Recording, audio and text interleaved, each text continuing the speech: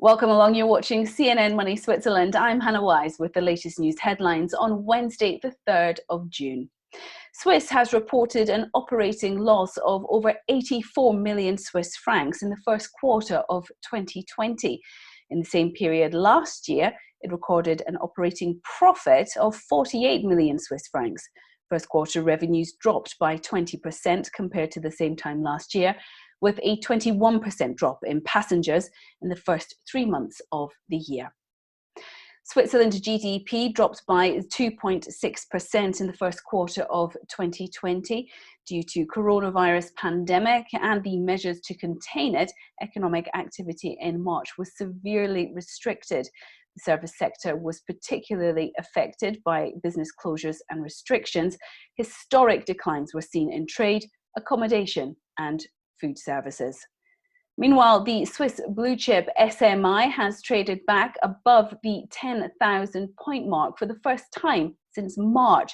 Other European indexes are also sharply higher as investors continue to pile back into riskier assets. Euphoria has taken over markets in recent weeks, buoyed by record support from governments and central banks.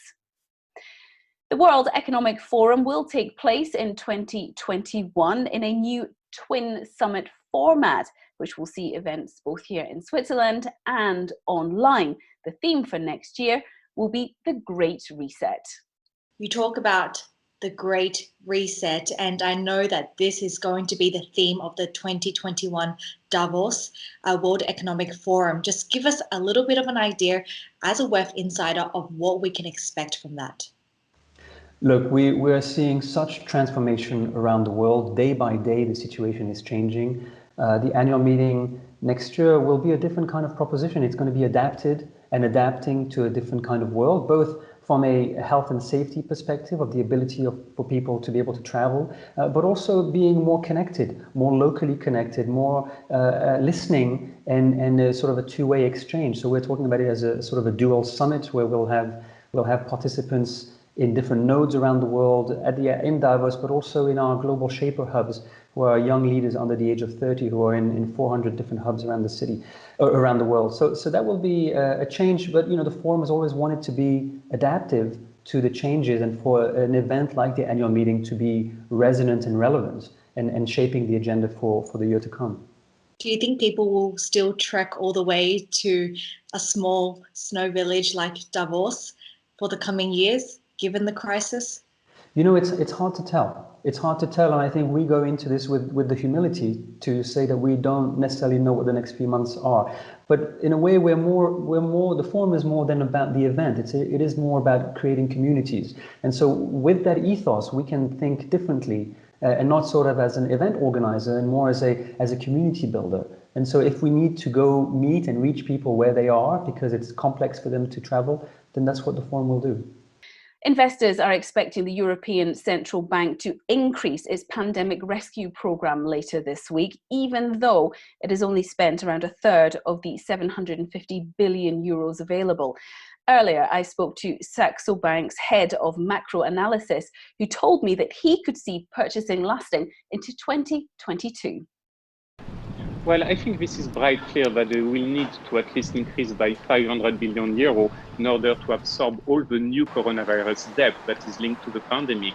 And at the same time, a key factor we'll need to focus on is how long will it last? Because as you know, that should last normally until the end of the year, but it is extremely important for countries and investors that it will go beyond 2020, probably 2021, or even 2022. I think that we are in a period where accommodative monetary policy will last much longer than anyone expects. So we need a road of monetary policy where we are heading to, and I think the European Central Bank will provide a lot of insights.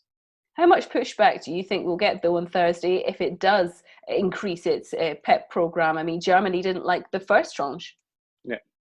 Yeah, but this is also clear that at the same time we are in an economic situation where we need much more monetary policy easing. And if you look at the latest statistic from Germany, I mean, this is quite clear. This is as ugly as in any other European countries. So I think we have window of opportunity, maybe 6 months, 9 months, during which Germany won't be against European Central Bank monetary easing. I think that we are in a very special period of time, very unusual period of time where we need the European Central Bank. And I guess Germany, especially Chancellor Merkel, understands it quite well. But isn't this just a guise to help countries that are struggling, countries like Italy? I mean, if you look at how much was spent on Italian bonds, it was something like 8 billion more than expected. And France, you know, actually had undershot how much they expected the ECB to buy from them. Well, we will have clear indication, I think, that we will have what we call long-term deviation from capital key from the European Central Bank.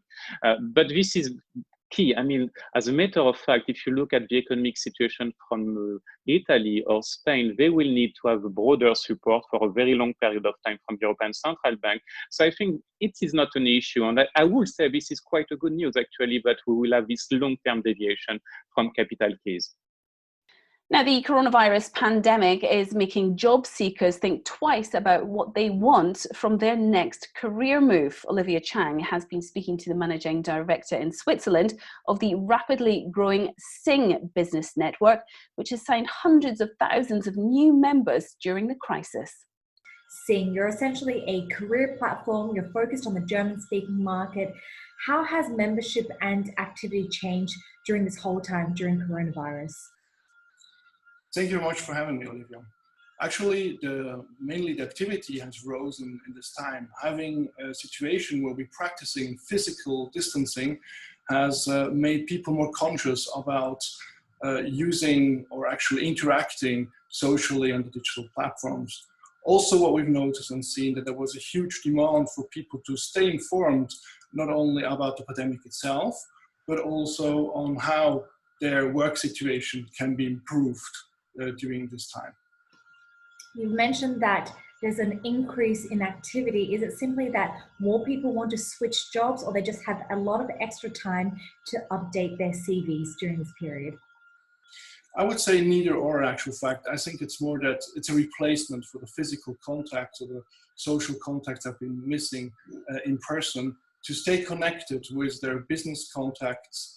And also, as I mentioned previously, to really stay informed in this very special situation that not only raises new challenges as such, but also specifically in the working space. We should all remember that many organizations have sent their employees home, and this is an entirely new situation, and not only spending a few hours, a few days in a remote work or home office situation. So Xing Switzerland has been taking a look at the Swiss labour market, trying to gauge what the needs are for Swiss workers. If you had to put yourself in the shoes of someone who is job hunting during this time, what is going to be critical for them in their next job and their next employer? So what we've seen as the relevance, or we actually performed a study with the Coronabarometer on what the needs are for those employees. And we found is that flexible working options have become more and more important, but also their specific purpose in their actually daily jobs. So it will be very important to find organizations, companies hiring that have the same values and that really allow those people to focus on these needs. So what increase have you actually seen in the job ads that have added remote working, home office to their job descriptions? And are we going to see a huge influx in the coming months after coronavirus, or when things start to settle down again? So we actually analyzed all the job ads beginning as from the beginning of this year. And what we've seen after the second week of 2020, there was a huge uptick in mentioning remote and a home office. The percentage, let's say the number is actually fivefold the development, which is it's a huge increase. Now, of course, just analyzing those keywords in job ads is a very crude way of looking at this, but it does emphasize the importance of flexible working options. What have you actually noticed from their work habits? Are they taking on much more hours because they have to be online constantly, or in fact just really long coffee breaks? What have you noticed? So what we noticed is that work-life balance has become more important. So 50% of the people that we've asked in our study responded that this has become more important. So it might be an indicator that it can be a problem for different individuals. But we also performed actually a study looking at how people have been using their breaks during this very special home office situation. And what we found is that like around 40% of the people were performing outdoor sports in the breaks, and like 20% were performing indoor sports like yoga or fitness routines. And we compared this to how the pre-pandemic or lockdown situation was. Only 10% actually said they were doing physical activities during those breaks. So it seems to have a very, very positive effect on how people actually manage the work-life balance, perform breaks, and we really hope that this is something that's there to stay when people get back into their normal settings, being offices or other working. And hundreds of volunteers in Geneva have been distributing food and hygiene essentials and offering social services to the thousands of people in need there. Many are undocumented workers who lost their jobs amid the lockdowns. The initiative is part of the Save2020.org movement, which is supported by CNNMoney Switzerland. Bags, as far as the eye can see, filled with food, hygiene products and baby essentials. This arena is filled with thousands of donations, and volunteers are working to distribute them to those who need it most. Scenes like these have become the new norm at the Patinoire de Vernay in Geneva since the coronavirus hit Switzerland. The Solidarity Project was launched by La Caravane de Solidarité to help those hit hard by the crisis. The number's growing. We're up to 3,500 now. They just slid into poverty like everybody else, except that they have a more precarious status because some of them are undocumented or still being regularized. It's part of a joint action with the Canton's hospital and other charities to provide things like minor healthcare services and legal advice for those in need. Over 300 volunteers are involved. Being volunteer here it's quite tough on the beginning because it's not easy to see all this special situation, this misery that we are not used to. We don't see it every day on everyday life. At the same time, it's exalting because on the end of the day, you can really see that you did something to bring this world together. The project will run until June the 6th, and it will then be decentralized into smaller charity events within the communes. That's you up to date this Wednesday. Everything is, as always, available online. Check out our website at cnnmoney.ch, and you can follow us on Twitter, Instagram, Facebook, and LinkedIn. Bye-bye.